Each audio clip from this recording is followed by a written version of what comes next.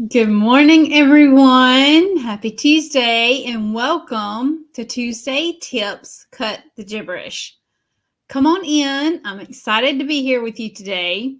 And we're going to talk about a little bit of mindset and a little bit of goals today. So, if you're joining me live, please say hello. Let me know where you're coming in from. And if you are watching this later, please do use hashtag replay. And if you're watching over on our YouTube channel, please do click the bell and subscribe to our channel so that you can be notified every time that we do go live. We go live at least a couple of times a week with some great information that might be useful for you. So welcome to Tuesday Tips, Cut the Gibberish. Just recently, I was thinking about my goals, what I'm going to work on in my life and in my business. And I had to stop and think for a minute about the true nature of my goals. And I'm not talking about what I want, but what I really want out of life and my business, right? So, when was the last time you really asked yourself that question? And did you actually give the answer you should have? What do you really want out of life and out of your business? Okay. No, there is no right or wrong answer to that question, but most of us, when we ask ourselves that, come up with an answer that really isn't quite right. But you have to dig a little deeper. Okay. We answer in the basics, something like, I want $1 million. Okay, so what? Why do you want that? Why do you want that $1 million? All right. What's the real reason behind that goal? What is it that you think you're going to get with that? And if you did get that $1 million, what are you going to use it for? Right? See, most of the time we think what we want, things like money, a new car, a new house, and when there really is a much deeper reason behind those answers. And that is what you really want. Okay. So when you ask yourself that question, answer it with that deeper answer. Think about it for a little bit and get that deeper answer of what the real reason is of why you want that, whatever it is. If it's the $1 million, what is the real reason you want that $1 million, right?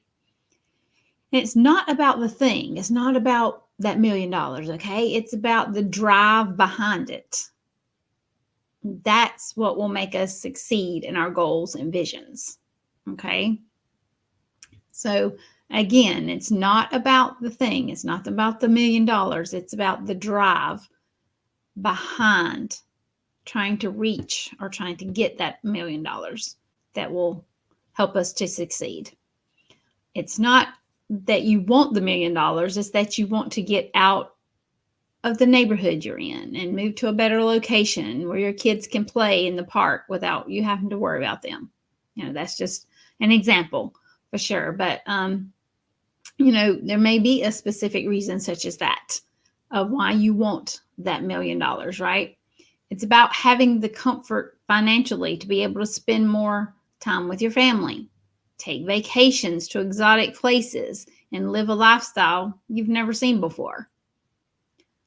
It's about having the financial means to help out another family member that might be struggling in their own life and help them get back on their feet in the time of need, or help a nonprofit organization that, helps and sponsors people in need. It's about donating funds and time to the local animal shelter because that's your passion, right? And you have the ability to spend the time and the funds without the need to worry about if you can, right? If you had that $1 million, you definitely have the means to help them out. That's what will really drive you to success. Okay. So think about that next time you're writing your goals and your visions. And what is the true drive or the true meaning behind what you actually want or that specific goal. And you'll notice that once you have that in your mind, you will be much more motivated to achieve your goals much faster. All right, now I know we're coming to the end of the first quarter of this year. That's very hard to believe, but we are.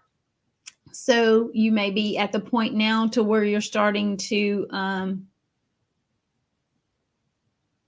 have goals, set your goals for the next quarter of this year, right? Whether you completed the goals for the first quarter or not. But this is some food for thought, right? As you're setting those new goals for quarter 2 of this year. So I hope this is helpful, and y'all have a great day. I'll see you again on Friday with our weekly live.